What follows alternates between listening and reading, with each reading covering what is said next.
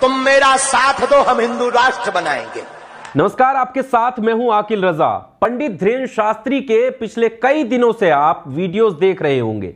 तमाम मीडिया घराने, news channels पंडित धीरेन्द्र शास्त्री का इंटरव्यू ले रहे हैं और उनके खुद की कथा के वीडियो भी सोशल मीडिया पर काफी ज्यादा वायरल हैं। कोई उनको दिव्य शक्ति कह रहा है, कोई उनको पाखंड बता रहा है, अलग अलग तरह की बहस छिड़ी हुई है।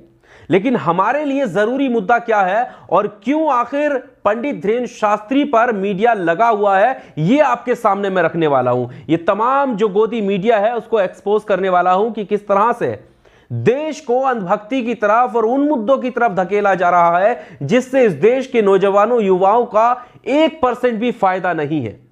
उनके अंदर सोचने की, विमर्श करने की शक्तियों को खत्म किया जा रहा है।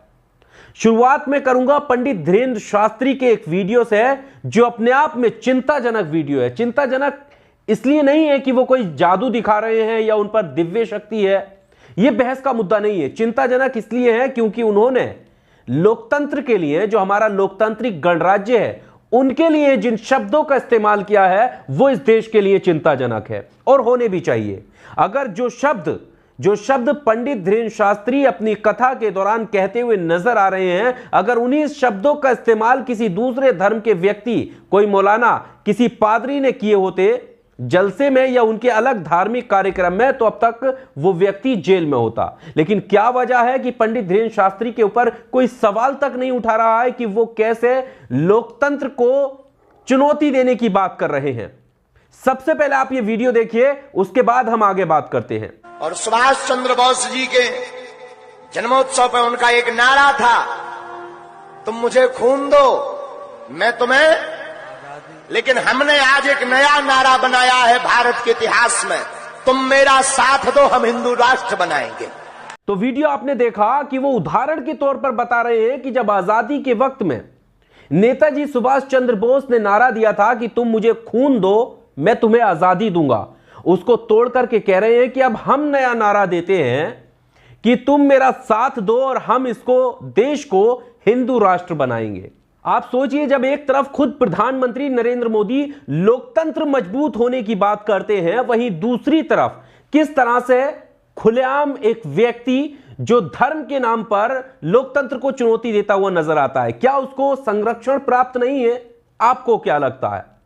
इस पर बात करेंगे, लेकिन अब हम आपको ले चलते हैं कि गोदी मीडिया आखिर क्या साबित करना चाह रहा है। आप देखेंगे कि तमाम इंटरव्यूज में जो सवाल पंडित धीरेन्द्र शास्त्री से हो रहे हैं वो कोई मुस्लिम नहीं कर रहा है।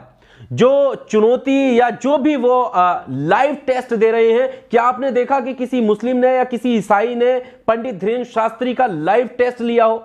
नहीं लिया होगा, बल्कि वो सनातनी या हिंदू या उसी धर्म के लोग हैं जो सवाल खड़े कर रहे हैं, पर वहां जा रहे हैं। या उन रिपोर्टर को देख लो, जो रिपोर्टर चाहे वो एबीपी न्यूज का हो या अलग अलग न्यूज का जो भी रिपोर्टर है, उसका नाम क्या है? क्या वो मुस्लिम है? जवाब मिलेगा नहीं। तो फिर क्यों पंडित धीरेन्द्र शास्त्री का सहारा लेकर मुसलमानों को या ईसाइयों को निशाना बनाया जा रहा है? ये सोचने का सवाल है। आप सोचिए इस बात को, क्यों पंडित धीरेन्द्र शास्त्री जो हैं वो चादर की और पादरी की बात करते हैं?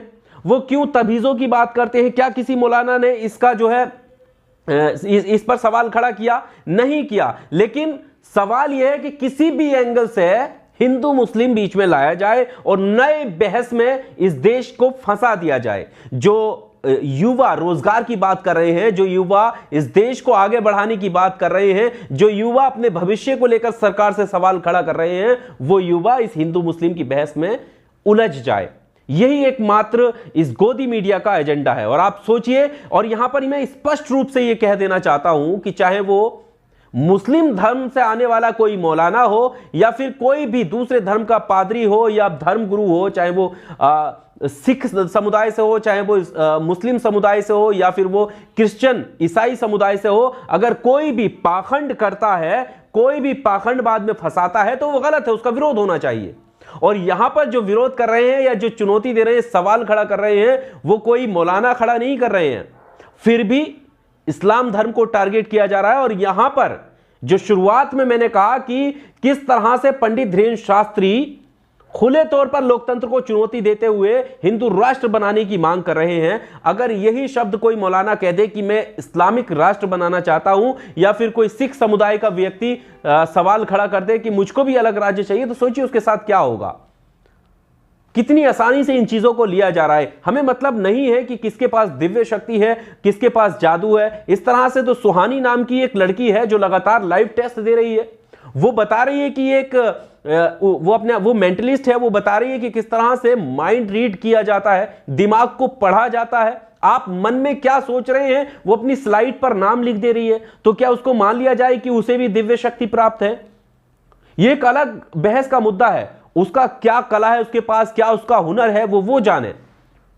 पंडित धीरेन्द्र शास्त्री अपने भक्तों को क्या कला सिखा रहे हैं, क्या हुनर सिखा रहे हैं, या वो वाकई दिव्य शक्ति है, या वो बालाजी की उन पर कृपा है, ये वो जाने। उसका वो बहस का मुद्दा नहीं है। लेकिन बहस का मुद्दा ये जरूर है कि कोई भी बाबा, कोई भी मौलवी अगर लोकतंत्र को चुनौती देता है तो उसके खिलाफ खड़ा होने की जरूरत है। ये गोदी मीडिया एक शब्द भी इसके खिलाफ नहीं बोलेगी। आप सोचिए कि किसी इंटरव्यू में अगर ये मन में विचार व्यक्ति रख रहा है और कोई पत्रकार इंटरव्यू ले रहा है और वो सवाल कर रहा है कि हिंदू राष्ट्र के बारे में क्या सोचते हैं, तो वो कह रहा है कि नहीं, हिंदू राष्ट्र तो है, सिर्फ घोषणा होने की जरूरत है। तो क्या कोई लोकतंत्र का सच्चा पत्रकार इस सवाल को, इस जवाब को बर्दाश्त कर लेगा? क्रॉस क्वेश्चन नहीं करेगा? हां, जरूर करेगा। उस वक्त करता जब वहां पर कोई इस्लाम धर्म का मौलवी मौलाना होता तो जरूर क्रॉस क्वेश्चन होता, अब तक एफआईआर हो गई होती, या फिर कोई ईसाई होता तो हो गई होती। लेकिन क्या वजह है कि जो ढीला रवैया यहां पर पंडित धीरेन्द्र शास्त्री के लिए अपनाया जा रहा है, उसके पीछे क्या वजह है? दो वजह है। सबसे पहला, जो उनका गोदी मीडिया का एजेंडा है वो क्लियर होता चला जा रहा है। इस देश को हिंदू मुस्लिम में उलझाने की कोशिश लगातार हो रही है और फिर से होती रही है। अलग अलग तरह से एक तरीके से जो लोग हैं उनका इस्तेमाल किया जा रहा है, और यहां पर पंडित धीरेन्द्र शास्त्री का इस्तेमाल करके फिर से समाज में वही जहर फैलाने की जो है कोशिश हो रही है। बहरहाल इस सवाल को लेकर जो मैंने शुरुआत में कहा कि क्या हमें चिंता नहीं होनी चाहिए कि हमारे लोकतंत्र को कोई चुनौती दे, कमेंट बॉक्स का सहारा लेकर आप अपनी राय जरूर दीजिएगा। और वीडियो अगर आपको पसंद आया हो तो वीडियो को लाइक और शेयर कीजिएगा, कम से कम इसलिए कि आप जो गलत लग रहा है, जो लोकतंत्र के लिए गलत है, आप उसमें भागीदार जरूर बने और इसके खिलाफ आवाज जरूर उठाएं। और फिर से मैं यहां पर स्पष्ट कर देना चाहता हूं कि उनकी दिव्य शक्ति के ऊपर, या वो जादू है या वो अंधभक्ति है, इस पर हम कटाक्ष नहीं कर रहे हैं। कर इस वजह से रहे हैं कि जो उन्होंने हिंदू राष्ट्र बनाने की बात की है। आपको क्या लगता है? कमेंट बॉक्स में आकर अपनी राय जरूर दीजिएगा। वीडियो को लाइक और शेयर जरूर कीजिएगा। अगर अभी तक आप इस परिवार का यानी AR न्यूज़ इंडिया का हिस्सा नहीं है तो चैनल को सब्सक्राइब जरूर कीजिएगा। इसी तरह की लेटेस्ट वीडियो आप तक पहुंचते रहेंगी। शुक्रिया।